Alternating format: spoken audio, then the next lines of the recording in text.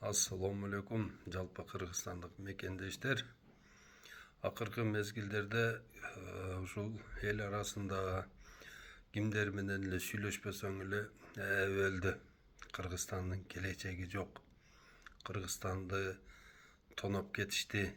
Канчалаган алтындары кетти. Анан мондай кылып карызга батып калдык.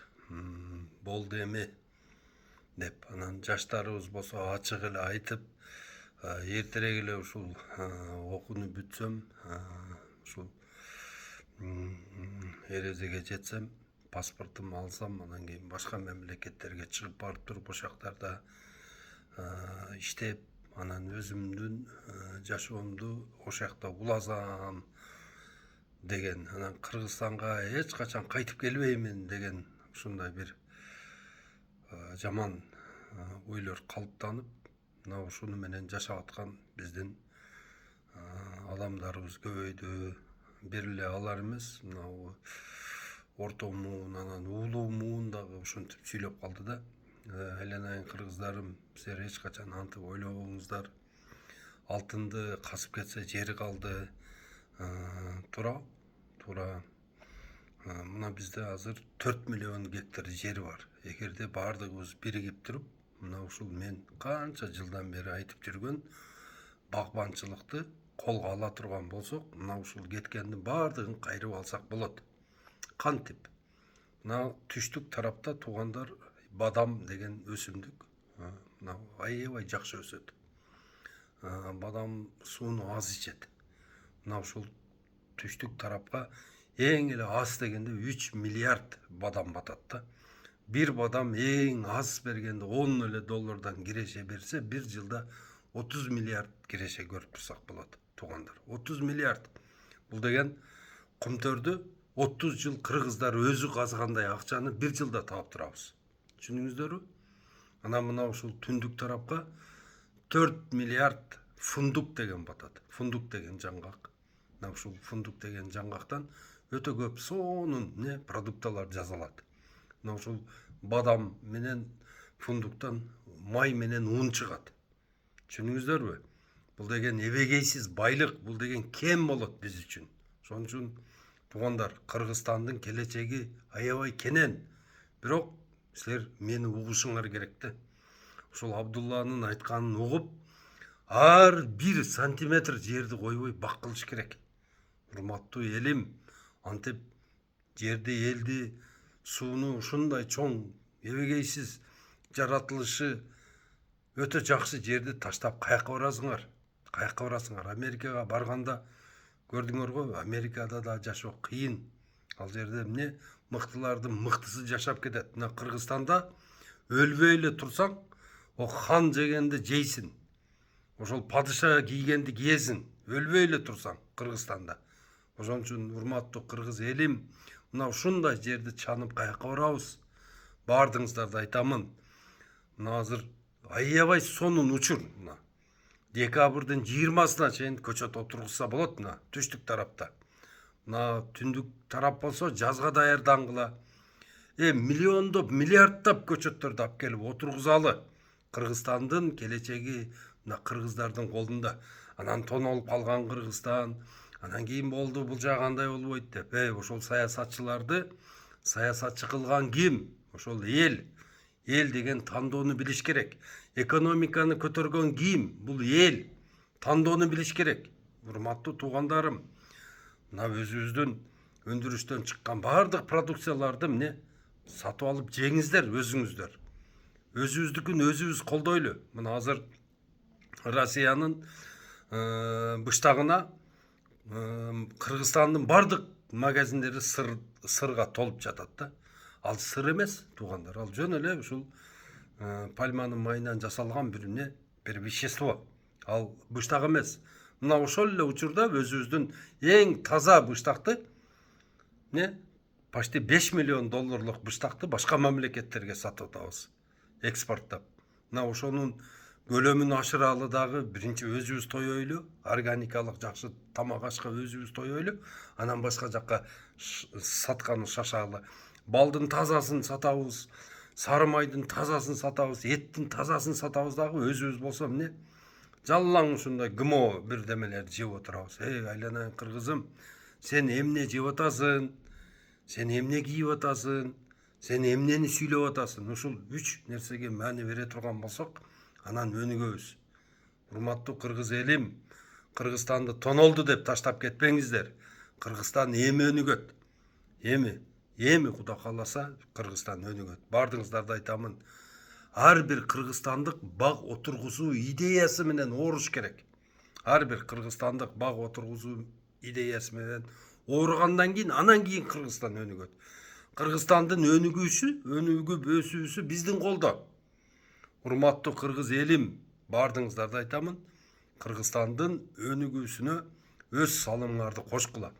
Мына ушул төрөлгөндөн баштап, мына ушул мүрзөгө барып жаткы чейин ар бир кыргыз өзүнө милдеттенме алып алыш керек.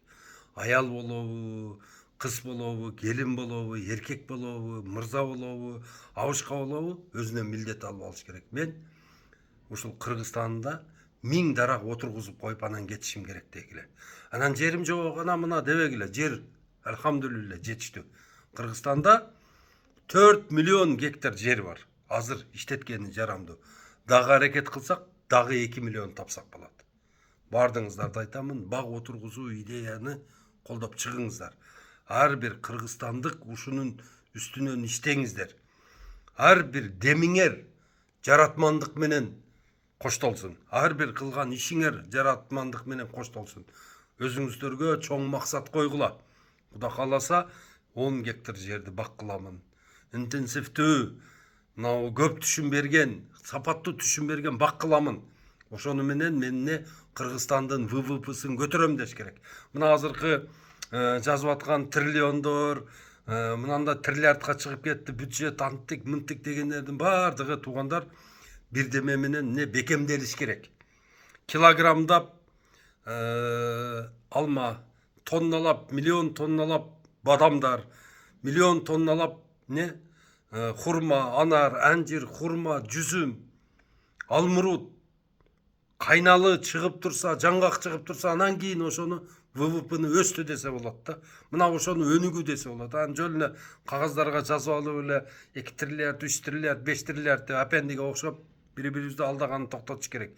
Кыргызстандын өнүгүүсү мынабы импортозамещение деп коет да. Импорт бизге канчалык аз кирсе, биз ошончолук өнүгүп аткан болобуз да. Түшүндүңүздөрбү? Ошон үчүн жалпы кыргыз эли мен суранамын. Кыргыздын өзүнүн өндүрүшү бар. Ошодон бизден эмне ганалар чыкпайт? Эмне гана чыкпайт бизде? Мына өзүбүздөн чыккан гана, өндүрүштөн чыккан бардык тамак аштарды, кийим кечектерди, буюмдарды пайдалангыла. Мына анан ошондо өсөт. Ошондо мисалыга азыр мисалжан бир жактан конфет келди дейли. Мына Порошенконун Рошен деген конфети келди 1 килограмм.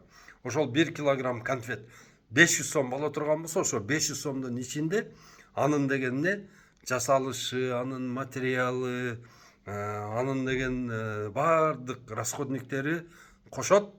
Анан кийин ошол жерде иштеген адамдардын пенсиясын да кошот. Анан кийин берет бизге. Анан биз ошону алып туруп, анан кийин эме кылабыз. Жейбиз дагы. Ошол 500 сом болду. Тияка Украинага кетет. Украинага барып Порошенконун банкына түшөт. Анан Порошенкодан анан кийин пенсионерлерине тигиле буга ана мына сырьёнун акчасын берип, анан айлык берип туруп, анан өзүнүн кирешесин алып калат. Силер ошону түшүнгүлө. Канчалык биз өзүбүздүн өндүрүштөн чыккан мөмө жемиштерди, өзүбүздүн өндүрүштөн чыккан бардык тамак аштарды, бардык кийим кечектерди өзүбүздүкүн сатып алгандан кийин, анан кийин бизде оборот жүрө баштайт. Азыр бир жылда мынабы Россиянын өзүнө эле биз кыргыздар бир 5 миллиард доллар берип коюп атабыз. Казакстанга берип атабыз, Өзбекстанга берип атабыз, Тажикстанга берип атабыз.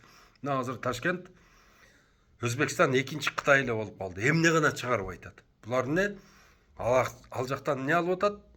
Только станок алып келип атышат, өздөрү бардыгын чыгарып, сатып, байып атышат. А биз эмне кылып атабыз? Даяр продукцияны жеп, өзүбүздөн чыгарып берип атабыз.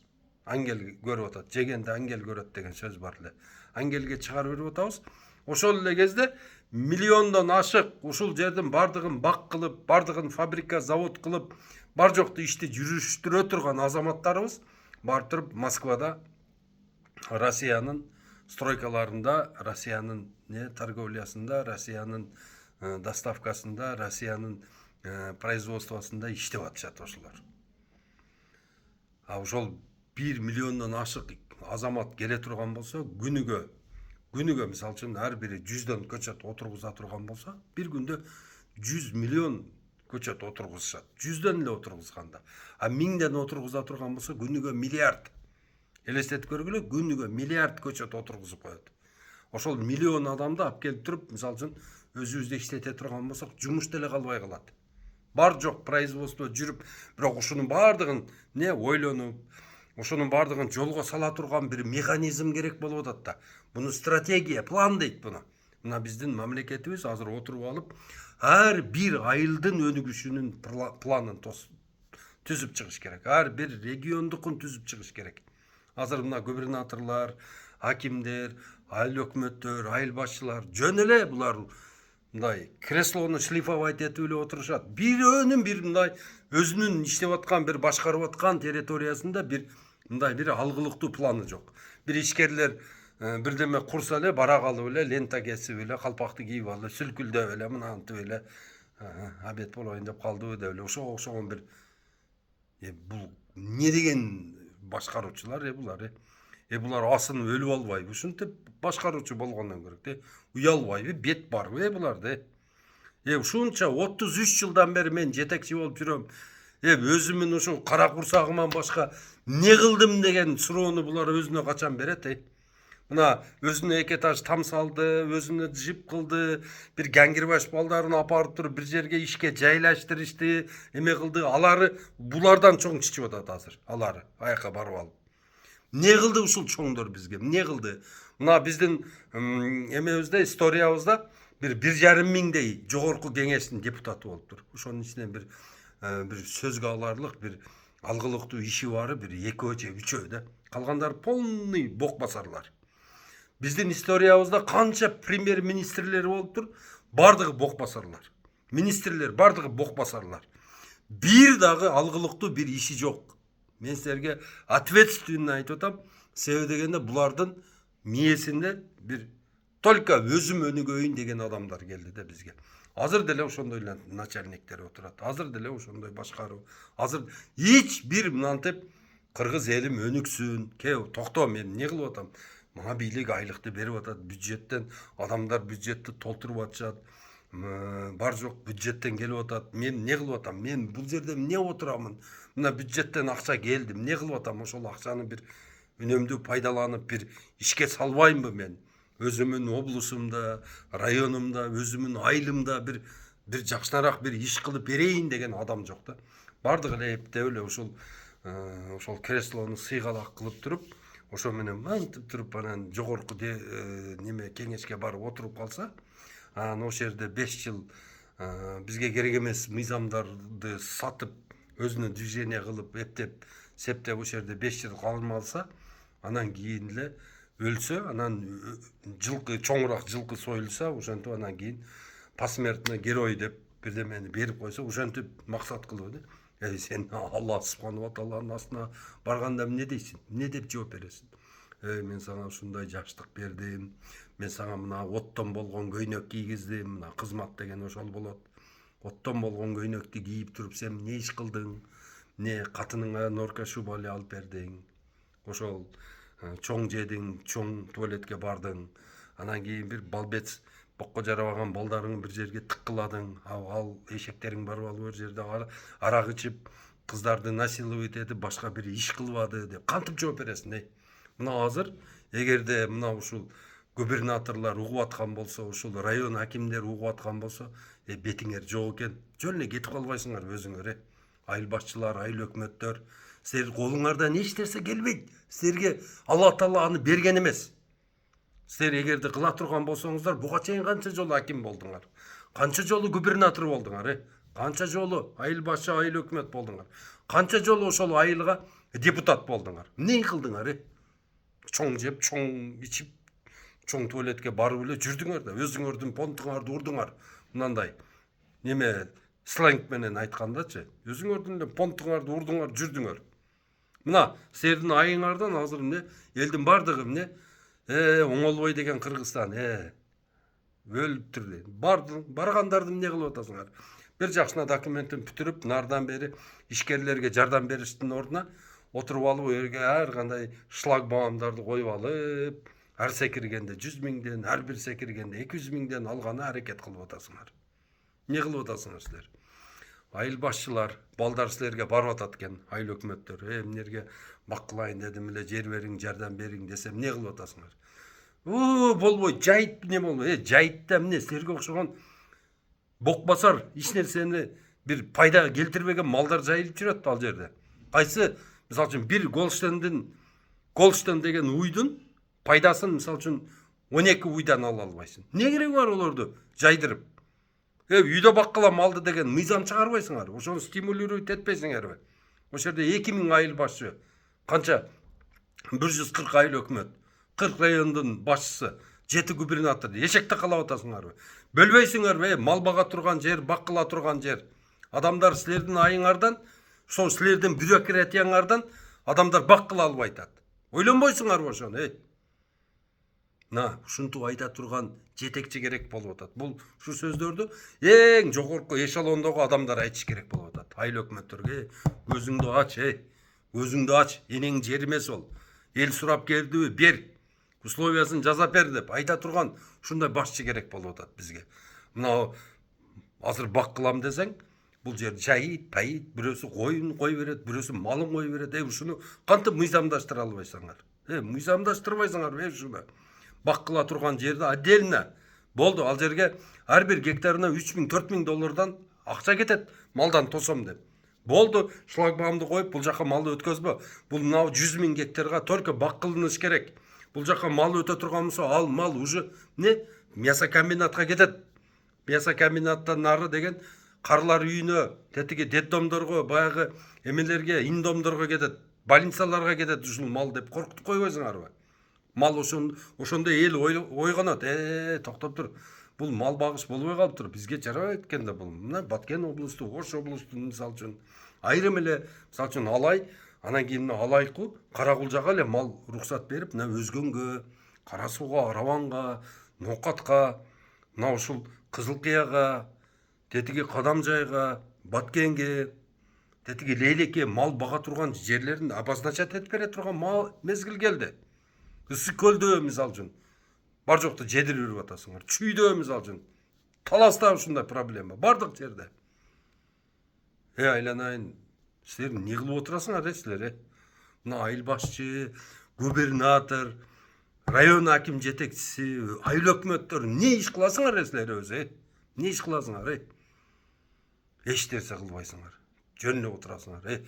Айыл башчы деген эмне? Ар бир үйгө мисалы үчүн кирип, урматтуу жашоочулар, заман талабы ушундай болуптур.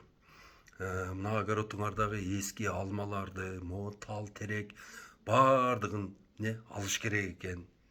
Бунун ордуна мына ошол Куршап айыл өкмөтү мисалы үчүн бардыгыбыз ошол Кызыл Сеңирге, Киремилге, мына Алгага, Юкоско, Кызыл Октябрга, Куршаптын өзүнө, Мырзарык, Карообул, Шерали, мына ушул 8 айылда бир түрлүү кайнолу болуш керек экен. Башка эч нерсе эгилбейт экен.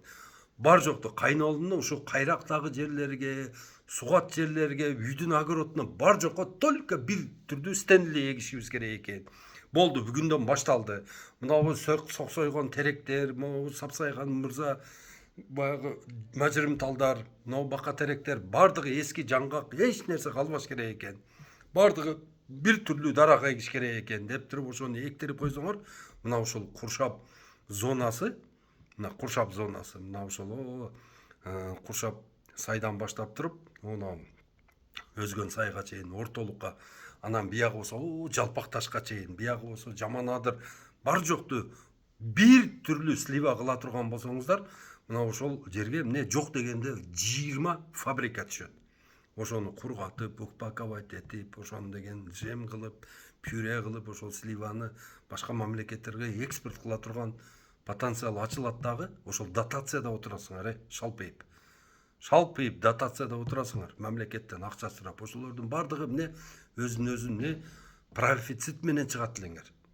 Бай айыл болот элеңер, бай айыл өкмөт болот элеңер. Кандай укпайсыңар ушуну? Канча жолу айтыш керек силерге ушуну.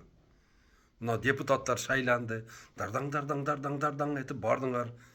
Анан мынтип берем, антип берем деп, ошо антыңарга кантип жооп бересиңер, айыл өкмөт депутаттары, шаар депутаттары, мына жогорку кеңешке барган депутаттар кантип жооп бересиңер, сөзүңөргө?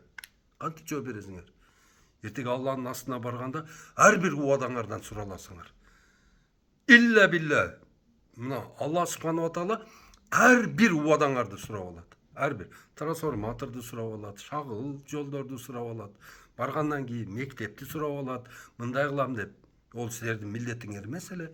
Өзүңөргө касак кылып, мен мектеп салып берем, мен антип берем, мынтип берем деп алып алдыңар. Кантип жооп бересиңер? Кантип жооп бересиңер? Жооп бере аласыңарбы? Бир сүйлөмүңөргө жооп бере албайсыңар. А силер болсо шайлоо алдында почти бир ай сайрагансыңар. Ар бир айылга кирип, силердин сөзүңөрдү телевизордон, тияктан бияктан 8 миллион эл угуп турду. 8 миллион эл угуп турду. Ар бир силердин убадаңарды, ошону аткарбайсыңар. Мына ушул малга чейин дагы бир кайталап кетейин. 1,5 миңдей жогорку кеңештин депутаты болсо, бир ошонун ичинен өзүнүн сөзүнө жооп берген 2 же 3 эле болду да. Калгандары полностью бала бол. Жалганды айтып, жалмабай жутуп, алдап элди. Элдин ишенимин алып алдыңар дагы, бир ишин жасабай кетип бердиңер. Бириң дагы. Бирөөң дагы жасабадыңар. Кантип жооп бересиңер? Акыретте Алланын астына кантип жооп бересиңер? Астагфирулла. Мына туугандар, ушундай иштер болуп атат да. Айтсаң жаман көрөт. Ыйлагандын көзү жаман, айткандын оозу жаман. Мына азыр дагы бүгүн шайлоо, кече шайлоо болду. Бүгүн мындай партиялар өттү, андай кылды, мындай кылды деп атат. Ушул канча айылда, мисалы үчүн бир айылда 50дөн депутат бар экен. 50дөн мандат. Не иштеп турат ошол, Не ишти, требует этпейсиңерби ошол айыл өкмөттөн, Не кылып отурасың сен бу жерде, эмне кылып отурасың, Не иш бүтүрдүң деп сурабайсыңарбы? Жөн эле бири-бирибизди алдап качангыча жашайбыз, Канча жыл өтүш керек? 33 жыл өттү. Мына Муса пайгамбарыбыз өзүнүн элин сыноодон өткөрүп, ошол чөлдө 40 жыл алып жүргөн экен да. Дагы 7 жыл убактыбыз калыптыр. Мына 7 жыл убакыт калыптыр. 7 жылда биз бир оңолуу жолуна түшүшүбүз керек бир. Ошон үчүн жалпы кыргыз элине айтам, урматтуу элим, бул саясатчылар, булар деген сойку кыз болбогондой, бул саясатчылар булар жалганын койбойт экен да. Ошон үчүн силерге айтам, эч качан саясатчыларга ишенбегиле, булардын турган турпаты жалган. Буларды алдай берет. Карапайым элди алдай берет булар. Анан көрөктө туугандарым баягы ишенген кожом сен болсоң алды алдыңда тал карма дегендей, алды алдыңарда тал кармагыла. Бардыңар баг отургузгула дагы ошол талды кармагыла. Ар бириң аракет кылгыла. Ар бириң айылда болосунбу, шаарда болосунбу, эмне болосун, ушуну организовать эткиле. Силер Марста, мен силерге Марска барып туруп, ошол баг отургуз деп аткан жерим жок. Өзүң жериң жокпу? Гражданский өзүңүн ошол милдетиңди аткаргың келеби? Эмне кыл? Ошол 1000 дарага отургуз үчүн 10 000 доллар акча керек. Ошон үчүн бардыңыздарды айтамын. Кимин жери жок болсо мага кайрылгыла, мен свободный жер таап берем, ошол жерге барып отургузасыңар.